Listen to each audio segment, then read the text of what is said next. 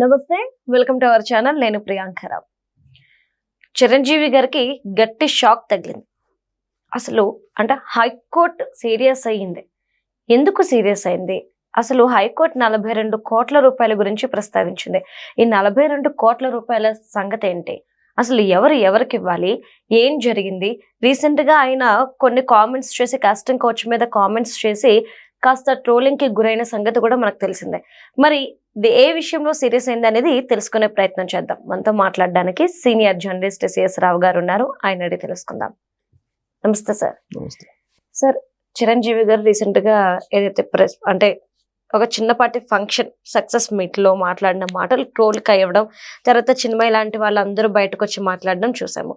ఇది కొంచెం తగ్గుతుంది అనుకునేపాటికి హైకోర్టు బిగ్ షాక్ ఇచ్చింది చిరంజీవి గారికి. అసలు ఏంటి? అందులోనూ 42 కోట్ల గురించి అందరూ మాట్లాడుకుంటున్నారు. ఈ 42 కోట్లు ఏంటి? చిరంజీవి గారు మనశంకర్ వరప్రసాద్ సినిమా రిలీజ్ సందర్భంగా చివరి నిమిషంలో కోర్టు నుంచి ఆ సినిమాకి ప్రీమియర్ షోస్ అలాగే థియేటర్లో మల్టీప్లెక్స్లో అయితే 100 రూపీస్, సింగిల్ స్క్రీన్లో అయితే 50 రూపాయలు పెంచుకుంటూ మెమో ఇవ్వటం జరిగింది. ఆ మెమో ఎందుకు ఇచ్చారు అని చెప్పేసి హైకోర్టు హోమ్ సెక్రటరీగా ఉన్నటువంటి సివి ఆనంద్ గారికి, ఐపీఎస్ సివి ఆనంద్, ఆయనకి నోటీస్ కూడా పంపించింది.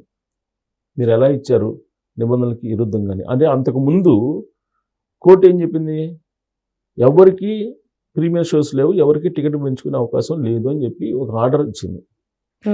ఆ ఆర్డర్ అలా ఉండగానే అప్పటికప్పుడు ఒక మెమో సినిమా ప్రీమియర్ షో 11 గంటలకి ప్రీమియర్ షో స్టార్ట్ అయితే 8 గంటల 9 గంటలకు 1 or 2 hours ముందు మెమోని హడావుడిగా తీసుకొచ్చి ఇష్యూ చేశారు. ఎందుకు ఇష్యూ చేశారు అని చెప్పేసి కోర్టు ప్రశ్నిస్తూ ఉంది ఇప్పుడు. దాంతోపాటు ఇష్యూ చేసిన దాని ప్రకారం మీరు హైయెస్ట్ టికెట్ ధరలతోటి మీరు డబ్బులు వసూలు చేశారు. అది మొత్తం సుమారుగా 42 నుంచి 45 కోట్ల వరకు ఉంది. దీనికి మీరు లెక్క చెప్పండి అని చెప్పేసి కోర్టు ఇప్పుడు అడగాలి అని చెప్పి ఒక పిటిషన్ వేశారు. ఇంకొక పిటిషన్ ఇప్పుడు మెమో ఇష్యూ చేసింది. కొన్ని 1-2 గంటల ముందే ఎమర్జెన్సీగా మెమో ఇష్యూ చేయడం అనేది ఒక తప్పు. దానికి సివి ఆనంద్ గారికి నోటీస్ ఇచ్చింది కోర్టు. ఇంకో పిటిషన్ ఏంటంటే ఆ మెమోని బేస్ చేసుకున్న 42 నుంచి 45 కోట్ల రూపాయలు వచ్చి అదనంగా వసూలు చేశారు కాబట్టి ఇవి మళ్ళీ రికవరీ చేసుకోండి అని చెప్పి మరొక పిటిషన్ పడింది దీని మీద. అంటే ఇప్పుడు మళ్ళీ దాని మీద ఏం చేశారు? సింగిల్ జడ్జి నుంచి పై కోర్టు కేసు పై బెంచ్కి వేశారు, డివిజన్ బెంచ్కి వేశారు సవాల్ చేస్తే. ఎవరు? ఈ మనశంకర్ వరప్రసాద్కి సంబంధించిన నిర్మాతలు వేస్తే డివిజన్ బెంచ్ చివాట్లు పెట్టింది. ఏం పెట్టింది? మీరు సింగిల్ జడ్జి ఇచ్చారు కదా తీర్పు, సింగిల్ జడ్జి దగ్గరే మీరు తేల్చుకోండి, సింగిల్ బెంచ్ దగ్గరే తేల్చుకోండి. మీరు ఇక్కడికి ఎందుకు వచ్చారు? అక్కడ మెమో ఇచ్చారు కదా, మెమో ఇచ్చినప్పుడు అది అక్కడ చెప్పుకోవాలి మీరు. సో మీరు అక్కడికే వెళ్ళి అక్కడే తెలుసుకోండి అని చెప్పి సింగిల్ జడ్జి ఏమి ఇచ్చారు తీర్పు? ఇక నుంచి రాబోయే రోజుల్లో, సరే జరిగిపోయింది, ఇక నుంచి రాబోయేటువంటి రోజుల్లో ఎట్టి పరిస్థితుల్లో ఏ సినిమాకైనా 90 రోజులు ముందుగా మీరు తెలియజేయాలి. టికెట్లు పెంచుకోవడానికి కానీ లేదా బెనిఫిట్ షోలకు కానీ, ఇదిగో పలానా డేట్ని మేము సినిమా రిలీజ్ చేస్తున్నాం, దీనికి మాకు బెనిఫిట్ షోలు కావాలి, టికెట్లు పెంచుకునే దానికి కావాలి, అవకాశం ఇవ్వండి అని చెప్పి ప్రభుత్వానికి మీరు ఒక పిటిషన్ పెట్టుకోవాలి. అందుకు స్పందిస్తే కనుక ప్రభుత్వం సానుకూలంగా కనీసం 90 రోజులు ముందుగా వాళ్ళు జీవో ఇవ్వాలి. ఆ జీవోని బేస్ చేసుకొని మీరు పెంచుకోవాలి. ఈ 90 రోజులు ఎందుకు ఇస్తున్నాను అని అంటే, ఈ 90 రోజుల లోపల ఎవరైనా పిటిషన్ వేసుకోవాలనుకుంటే, దాన్ని ఛాలెంజ్ చేసుకోవాలనుకుంటే ఛాలెంజ్ కూడా చేసుకోవచ్చు. కాబట్టి సినిమా రిలీజ్ డేట్కి 90 రోజుల ముందుగా మీరు గవర్నమెంట్ దగ్గర జీవో తీసుకొచ్చుకోవాలి. లేదంటే టికెట్ రేటు పెంచకూడదు, ప్రీమియర్ షోస్ వేయకూడదు అని చెప్పింది హైకోర్టు. ఇది సింగిల్ జడ్జి చెప్పింది.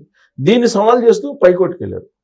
మా 90 రోజులు కాదు, మేము సినిమా డేటు అప్పటికప్పుడు ప్రకటిస్తాం, అప్పటికప్పుడు మేము పెంచుకునే దానికి అవకాశాలు ఇవ్వాలి అని చెప్పి పిటిషన్ వేసి డివిజన్ బెంచ్కి.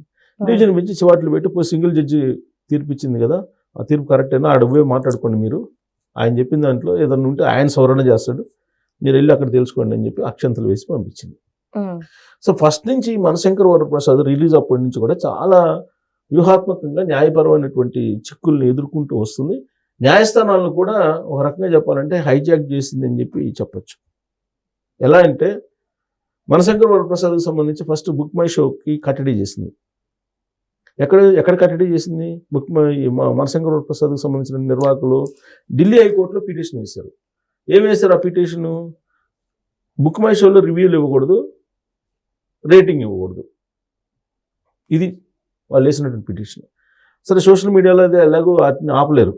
కానీ చాలామంది బుక్ మై షోకి సంబంధించినటువంటి రేటింగ్ కానీ రివ్యూలు కానీ నమ్ముతారు. ఎందుకు అని అంటే టికెట్ కొన్నటువంటి ప్రతి వాళ్ళకి రేటింగ్ ఇచ్చేటువంటి వెసులుబాటు వాళ్ళ యాప్లో ఇచ్చారు.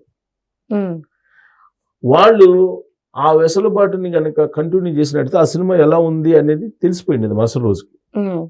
కానీ రేటింగ్ ఇచ్చేటువంటి అవకాశం ఇవ్వాల, అలాగే రివ్యూ ఇచ్చేటువంటి అవకాశం ఇవ్వాలి. ఆ రెండు ఆప్షన్స్ తీసేయాలని చెప్పేసి ఢిల్లీ హైకోర్టుకి వెళ్ళి పిటిషన్ వేస్తే ఢిల్లీ హైకోర్టు ఏం చెప్పింది?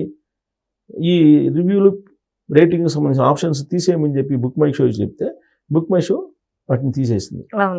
సో దాంతో మెగా ఫ్యాన్స్ ప్రమోషన్ చేసుకున్నారు, ఊహాత్మకంగా ప్రమోషన్ చేసుకున్నారు. ప్రమోషన్ చేసుకొని ఆ సినిమాకి హిట్ టాక్ తీసుకొచ్చారు. నిజంగా కూడా యావరేజ్గా ఉన్నా కానీ అది హిట్ టాక్ వచ్చేసింది. ఒకవేళ హిట్ అయినా కానీ బ్లాక్ బస్టర్ అయితే కాదు కదా, దాంట్లో బలమైనటువంటి స్టోరీ అయితే లేదు. జస్ట్ కాకపోతే కూర్చొని ఒక ఎంటర్టైన్మెంట్ చేయొచ్చు, బోర్ కొట్టదు, ఎంటర్టైన్ చేయొచ్చు, ఒకసారి చూడొచ్చు.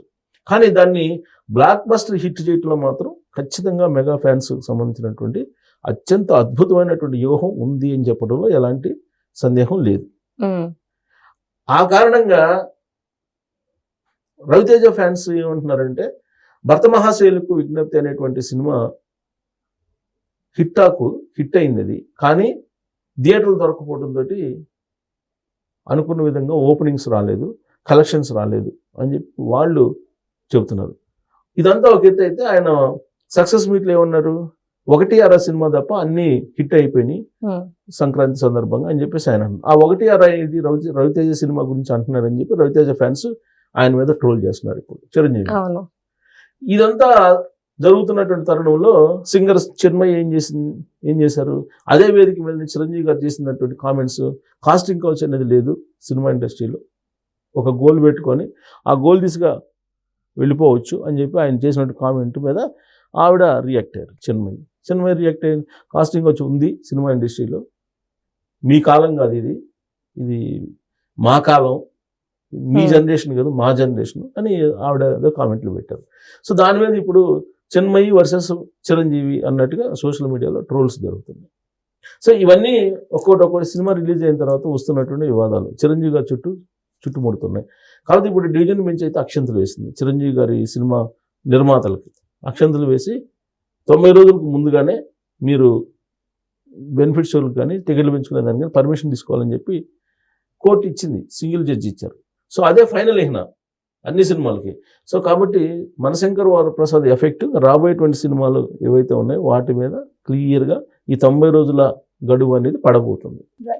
Thank you so much sir.